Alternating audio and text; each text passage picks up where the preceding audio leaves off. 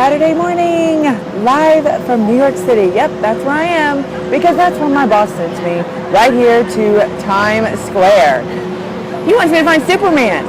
Supposedly, there is a billboard somewhere in Times Square that has a Super Trump that's flying around and driving liberals crazy. So, of course, my boss here at RightAlerts.com said, you're in New York City, it's Saturday morning, go find Super Trump. Well, I have not found Super Trump. It is a beautiful day here, though. Here, lots of people. A lot of people that don't speak English either. I've learned that. I need to brush up on my international comments. But they all know the word Trump. There's no doubt. As I talk to folks, they all know the word Trump. So let me ask this question of you. Do you think the media got played yesterday by Mr. Trump? It was fantastic to watch because for 40 minutes, it was the hosts that were on air were just like, okay, he's going to mention birther. He's going to talk about birther. He's going to talk about birther. And guess what? He didn't talk about birther till the end. Do you think the media would have actually covered, I don't know, 164 the true heroes of America, 164 of their endorsements of Mr. Trump? They were forced to air on all of the networks these praises for Mr. Trump and national security and policy. They were forced to listen to policy and those heroes in America that been on the battlefield and why they were supporting Mr. Trump and not Hillary Clinton. It was awesome to watch. And this was something that was pre-planned. For the long time, people were they had planned this press conference at the Trump Hotel, which, by the way, is driving, once again, the liberals angry and so upset because there's advertisements everywhere, where they were forced at every single time, okay, is Mr. Trump going to come up? Is Mr. Trump going to come up? 40 minutes later, they got what they wanted. Well, you would think. I mean, what else do you want? The liberal media is so upset at Mr. Trump because he's not using the verbiage that they want him to use. He's not saying the exact way they want him to use. They wanted him to come out. Well, wait a minute. I still don't know what they wanted to say. We had heard earlier in the week, Kellyanne Conway, Rudy Giuliani, all of these folks saying, guess what? Mr. Trump, needs to admit that Barack Obama was born in the U.S. They had said it, but the media didn't take it. Well, finally, Mr. Trump comes out, gives them exactly what they want, and it's still not good enough. They're still going to say that he should have done a better job. Well, it's because he didn't use the verbiage that they wanted to use, and they're going to make this a bigger issue. They want to make this a race issue. They want to make sure that it'll distract from the lack of policy that Hillary Clinton has. Okay, first of all, let me point out some things that Hillary Clinton really made me upset, because afterwards she came out and she did her little press statement, and she actually said his campaign was founded on this outrageous lie. Hey, Hillary, no. This campaign was founded on making America great again. And let me remind you people of history, and I say you people by the Hillary Clinton supporters that are watching, because I know you're out there. Bill Clinton made those same comments as well, numerous times. So did Ronald Reagan. It's what every president should be running, because they want to make America great again. She's the only candidate, for some reason, takes offense to this. I mean, what is wrong with that? There's nothing wrong with saying you want to make America great again, and yet, here we go. They're going to continue talking about it. Now, another thing that I didn't like that she said, she called that event yesterday disgraceful. For 38 minutes, we heard from the heroes of America, the men who were willing to put their lives on the line and were honored, with many of them the Medal of Honor recipients. And she calls that disgraceful? No. She wanted to talk about the 30 seconds, 40 seconds, or however long. But the truth is, 40 times that amount was spent on honoring the heroes of America and why they think she should not be the commander-in-chief. That's disgraceful, Hillary. How dare you? You owe those men that were up there, those heroes in America, an apology for calling them and an event that was to honor them and their opinions disgraceful. But we're not hearing that today. Of course not. We're going to hear all about the birther controversy that just needs to go away. I mean, let me say this. Even Barack Obama, he came out and said that, just 5 minutes before Trump, that he believes that my hope would be that the presidential election reflects more serious issues this year. Well, Mr. Trump agreed with him. You got to give him credit when he says Now here's what's funny about this. All this criticism about Mr. Trump and this birther issue.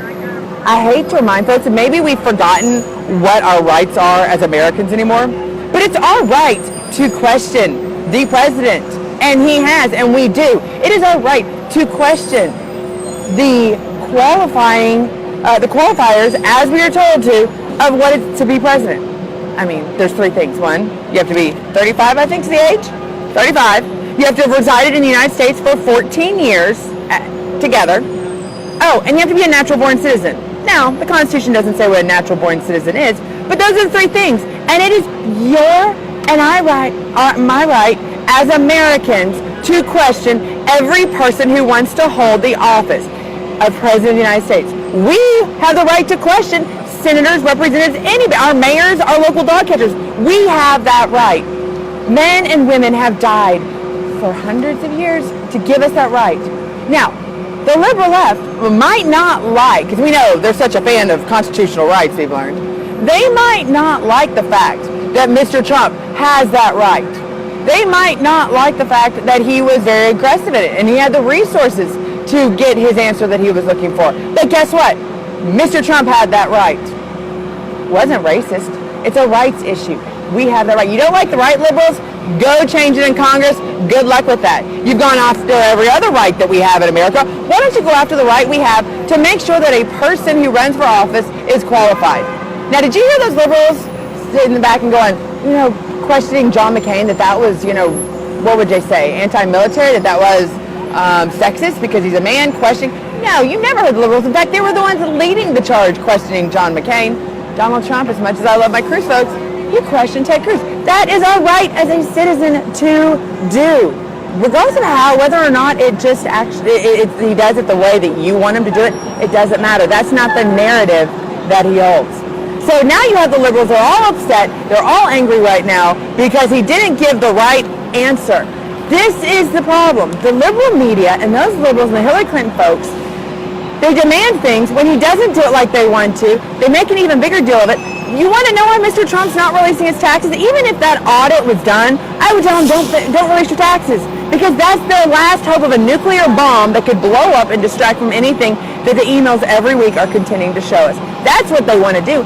That's the reason why they're screaming for these taxes to be released. But after what the examples they've shown the last 48 hours, they want Mr. Trump to say Barack Obama was born in America. He did. They want him to raise his taxes. Not going to happen. Not based off the reaction you have here. I'm sorry. The Hillary Clinton wants to make this about race. Donald Trump wants to make this about policy. Hillary knows that she does not have the engagement. And with 6 weeks out, I almost want to call it dumpster diving for topics that is happening by many writers, many of my fellow journalists right now, to try to distract from these candidates actually speaking about the policies they have. That's deplorable. Oh, no, I just used the word. Hold on. We live in deplorable baskets, but we don't use the word deplorable. You remember the liberal left got angry at Mike Pence because he would not say that David Duke was deplorable?